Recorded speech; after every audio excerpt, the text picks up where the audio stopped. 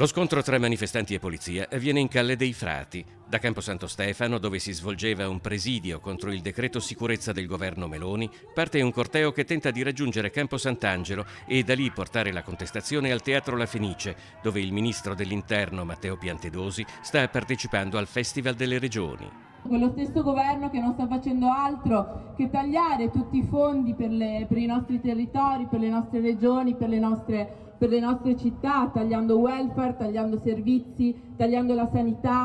Il senatore mestrino Raffaele Speranzon, vicepresidente vicario del gruppo di Fratelli d'Italia a Palazzo Madama, ha definito l'episodio di Calle dei Frati un oltraggio a Venezia da parte dei teppisti dei centri sociali. Speranzon chiede misure dure e tolleranza zero per questi gruppi organizzati, che definisce di codardi e violenti, che offendono la democrazia sotto la maschera della protesta.